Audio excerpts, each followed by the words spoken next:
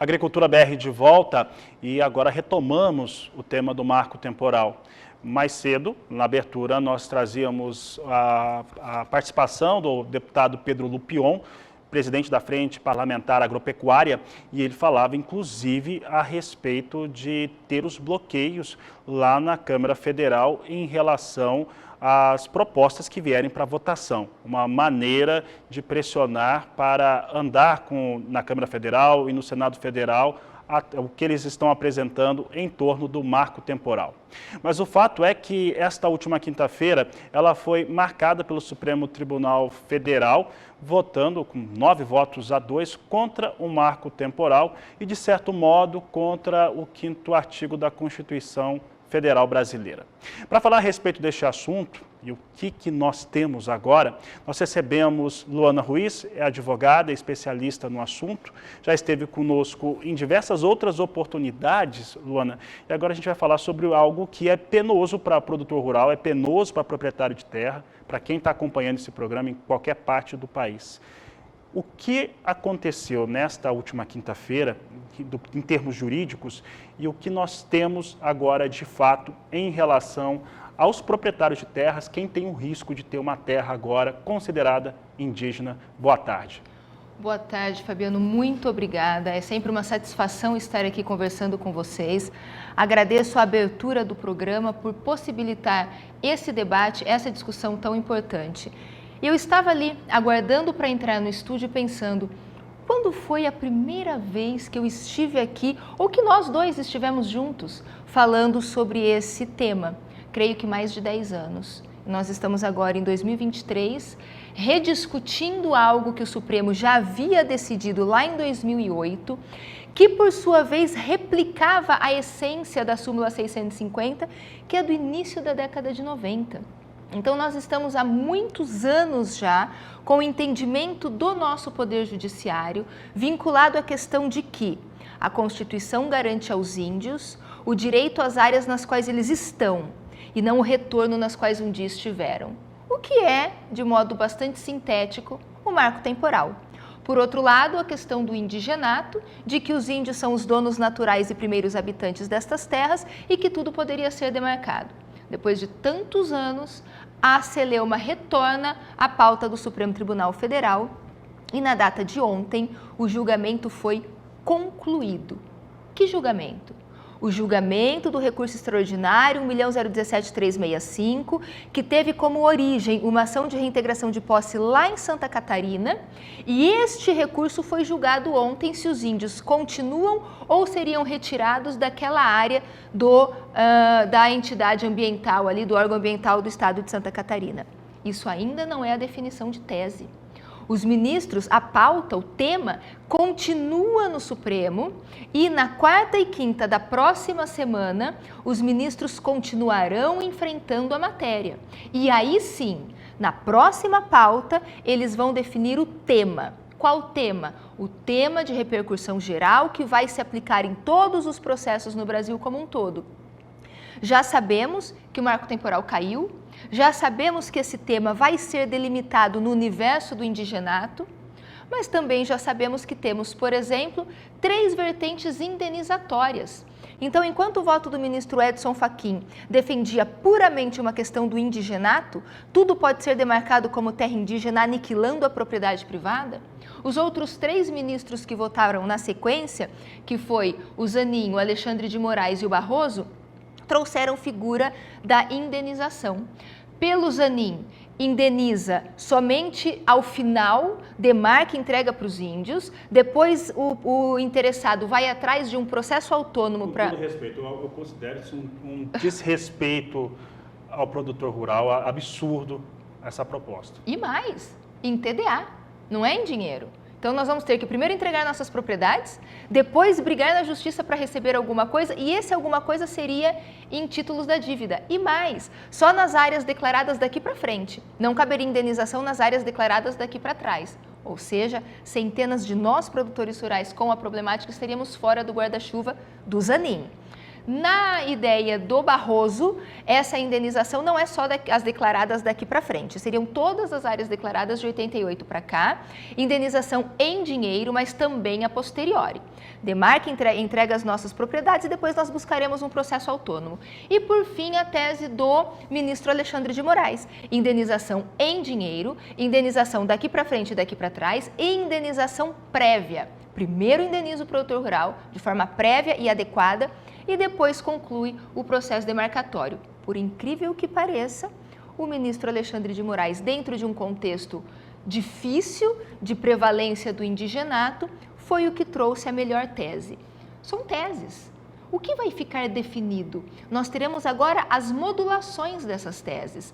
Depois dessa pauta, vieram as pautas de antes de ontem e ontem, que votaram os demais ministros. O ministro Fux, Carmen Lúcia, Rosa Weber, Dias Toffoli e Gilmar Mendes, que foram os que votaram antes de ontem e ontem, eles não apresentaram tese. O que é a tese? É aquela coisa, número 1, pode ou não pode ter estrada, pode ou não pode entrar a força do poder de polícia na área, precisa ou não precisa pedir autorização para os indígenas, o usufruto é exclusivo ou não, pode ou não pode ter parceria ou arrendamento, como é que fica a questão da lavra? É preciso ou não é preciso estar em 88? Haverá ou não haverá indenização? Isso seria a definição de tese. Para quem acompanhou, os ministros vão enumerando essas teses. E nos votos de antes de ontem e ontem não houve essa enumeração, nem do Gilmar Mendes, que é um ministro que trouxe um contraponto bastante interessante no voto. Isso significa o quê? Perdemos. É verdade. Acabou o marco temporal. É verdade, mas não significa que o indigenato vai vir como um trator de esteira nos destruindo, porque nós ainda temos possibilidades de modulação de formas indenizatórias e nós ainda temos uma expectativa de contornos ao indigenato. O que é o indigenato? Uma coisa que me chamou a atenção é que houve ali uma diferenciação de definição entre indigenato e posse imemorial. Eu hoje não consigo trazer esta resposta. Precisamos aguardar, sim, os próximos passos, a definição de tese no julgamento da semana que vem, para aí sim nós voltarmos aqui de uma forma bastante clara e objetiva, com as cartas postas à mesa, para entender o que efetivamente definiu o Supremo.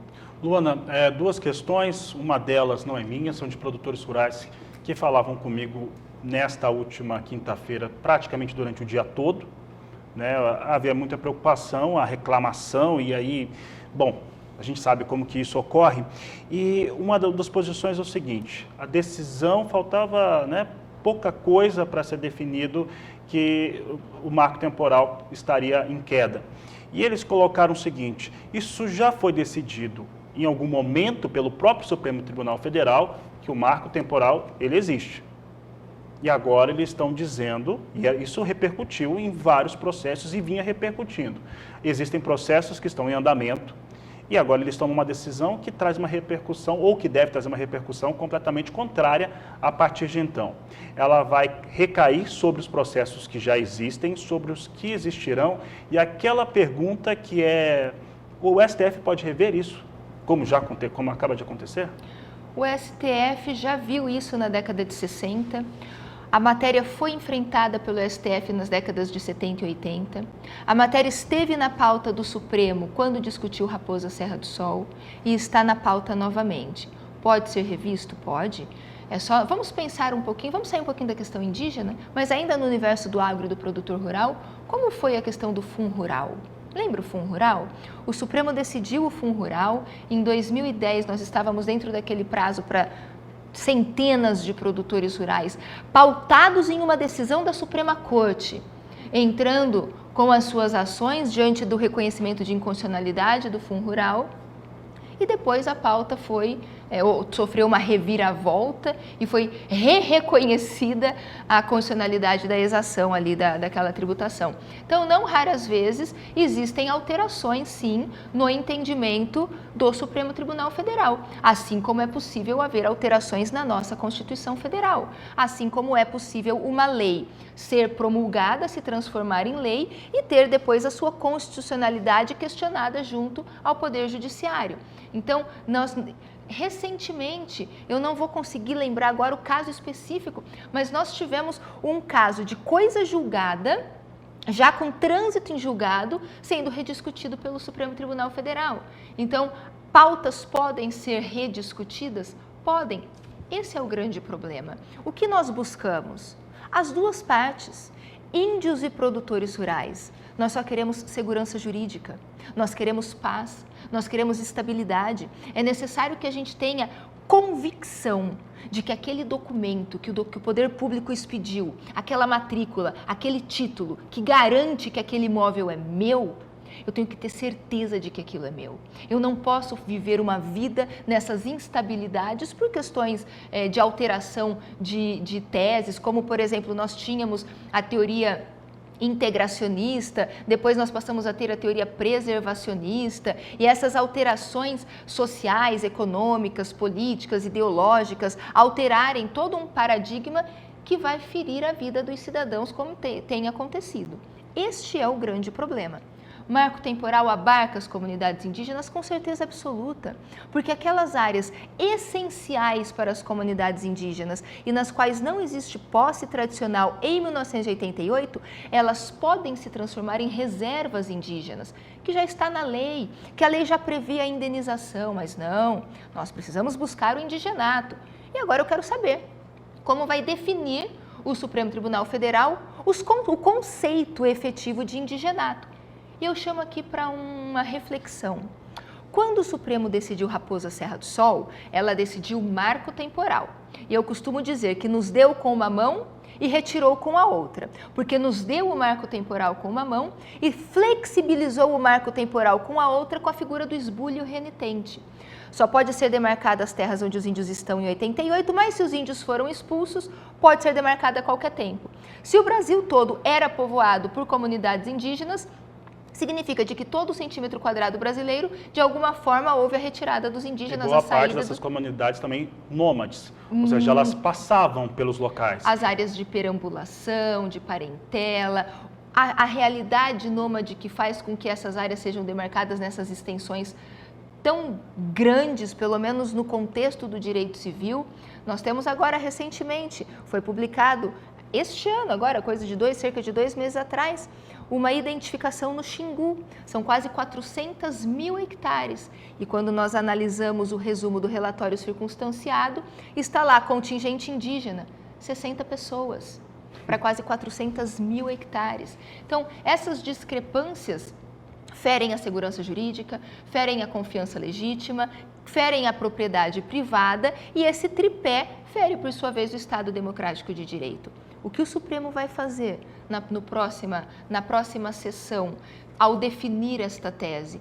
Eu não consigo ainda, sou uma eterna esperançosa e convido os produtores rurais para que a gente não jogue a toalha, porque mesmo que haja um avanço e uma definição de indigenato, eu ainda quero voltar aqui na próxima sexta-feira para dizer ainda bem que eu não estava errada. E se estiver, vamos ali descobrir os pormenores e como sair da problemática. Mas ainda acredito que podemos enfrentar modulações e modulações que de alguma forma venham a amenizar um pouco, porque é muita irresponsabilidade defender a tese do indigenato, tal qual colocado pelo ministro Edson Fachin, e passar um trator de esteira em todo o universo do setor rural e do agro desse nosso país. Chama atenção para alguns detalhes que merecem preocupação. No voto do Dias Toffoli, ele disse e repetiu por diversas vezes que o Brasil deve 2/3 do seu território às comunidades indígenas. Ora, 14% já é. De acordo com os processos que estão lá depositados na FUNAI, falou-se aí na possibilidade de chegar a 30%. E agora vem o ministro cogitando 2/3. Ainda que tenhamos tese indenizatória, ainda que seja a melhor das teses, você, produtor rural, vai ter a sua propriedade demarcada para as comunidades indígenas, mas você vai receber em dinheiro à vista valor de mercado. Ainda que diante dessa hipótese, que seria o melhor contexto dentro de um contexto terrível, vem dinheiro de onde? Para indenizar metade do Brasil? O governo federal não tem e Eu estava conversando com alguns colegas jornalistas em Brasília, o governo federal está muito assustado com a possibilidade, inclusive a articulação para que, quando vier, seja posterior a todo o processo demarcatório, Dona. Então, ainda tem uma movimentação política. Eu vou até pedir para a minha equipe, vou falar aqui com a Poliana e com a Karine, posiciona, por favor, novamente a fala gravada do Pedro Lupion, do deputado, já está no ponto. Eu tentei falar com ele agora há pouco, ele não está respondendo. Eu vou fazer o seguinte, porque tem um mandamento no Congresso brasileiro, e eu vou te deixar essa pergunta já pronta. Ele vai falar o que está sendo feito, vai fazer um desabafo, é uma questão de lógica fazer esse desabafo, mas o que está sendo feito. E aí eu vou te perguntar, já deixar essa pergunta e você vai responder depois do vídeo, se aquilo que for feito agora no Senado, no Congresso, que já passou por ali, se cai por conta dessa decisão do STF ou ainda é possível discutir. Vamos trazer então de novo o presidente da Frente Parlamentar da Agropecuária, Pedro Lupion. O assunto é muito grave e muito preocupante. Com o voto do ministro Fux, acabamos de perder a votação do marco temporal no STF. Formou-se maioria contra a tese do marco temporal da Constituição de 88, e agora nos resta brigar pela modulação de algum dos votos para que pelo menos o produtor tenha direito a ser indenizado. Essa é questão do judiciário. Não cabe a nós, deputados ou senadores da Frente Parlamentar, resolver esse assunto dentro do judiciário. Mas nós temos sim a obrigação, e nós vamos fazer, e é isso que eu estou gravando esse vídeo, para dar essa garantia. A Frente Parlamentar da Agropecuária vai aprovar o marco temporal no Senado na próxima semana, e nós vamos correr com a PEC na Câmara, a PEC no Senado, para nós darmos segurança jurídica para os produtores rurais. O que o STF está fazendo é criar uma barbárie no campo, insegurança jurídica total, sem previsão de indenização, sem garantia para os produtores, perderem as suas áreas sem qualquer satisfação, ainda mais com a autodeclaração. Estamos falando em praticamente 22% do território brasileiro e nós não vamos permitir. A Frente Parlamentar Agropecuária está unida, coesa, trabalhando por esse assunto, custe o que custar. Obstruções na Câmara, obstruções no Senado e trabalho contundente para resolvermos esse assunto. De novo, nós não costumamos rodar 2 vezes no mesmo programa, mas era rápida. A pergunta que eu te deixei, como é que fica isso? O Poder Judiciário avança legislando nas lacunas. Se o Poder Judiciário está avançando nas lacunas, é porque o Congresso Nacional deixou de fazê-lo. Esse projeto de lei é de 2007. Nós estamos em 2023. Este ano, o projeto de lei passou pela Câmara, foi aprovada a medida de urgência, a mesma coisa na questão do Senado, grande expectativa agora em relação à CCJ, vai para o plenário, todos correndo contra o tempo. Mas nós só estamos correndo contra o tempo, apagando incêndio, porque esse projeto de lei ficou lá desde 2007. Então, o que nós precisávamos era ter um avanço do Congresso Nacional. Se tivermos a lei, falta o espaço para o Senado, para o Supremo avançar, prevalece a realidade normativa.